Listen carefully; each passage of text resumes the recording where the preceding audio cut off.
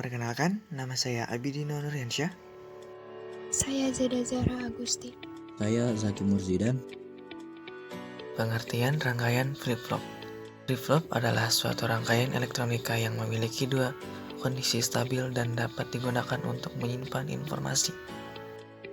Prinsip kerja rangkaian flip-flop. Pertama, pahami bahwa transistor mempunyai keadaan cut-off atau off dan saturasi atau on. Jika off, arus tidak akan mengalir dari kaki kolektor ke emitor. Sebaliknya, jika on, arus dapat mengalir dari C ke E.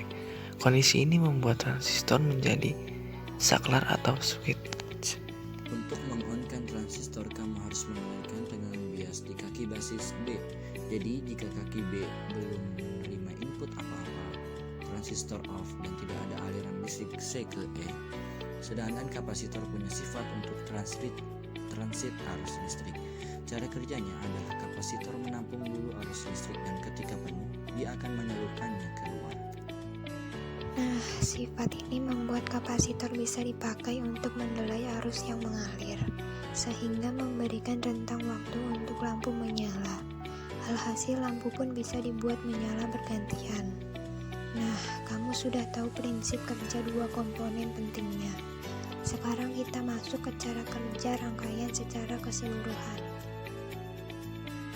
Pada saat tegangan VCC masuk pada rangkaian, maka kondisi transistor 1 dan transistor 2 masih dalam keadaan off.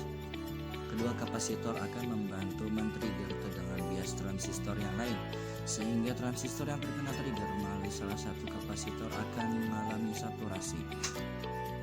Setelah salah satu transistor mengalami saturasi, maka output dari kapasitor tersebut diumpan balikan ke bagian basis transistor yang lainnya, sehingga akan memicu trigger transistor berikutnya.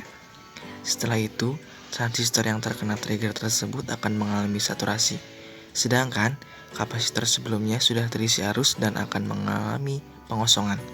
Jadi ketika C1 terjadi pengisian arus, maka C2 terjadi pengosongan. Begitu seterusnya. Sedangkan ketika transistor 1 dalam keadaan saturasi, maka T2 berada dalam keadaan off, dan seterusnya.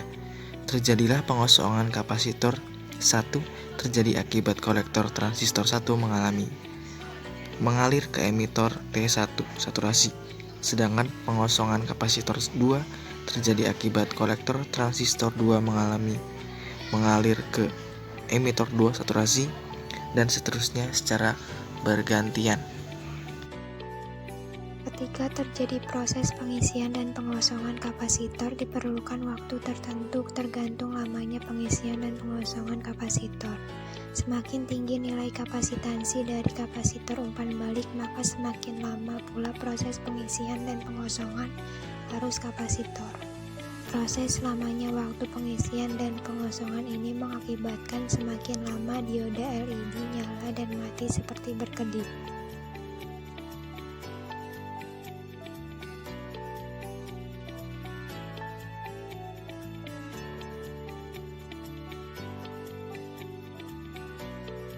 Ya, terima kasih sudah menonton video kami.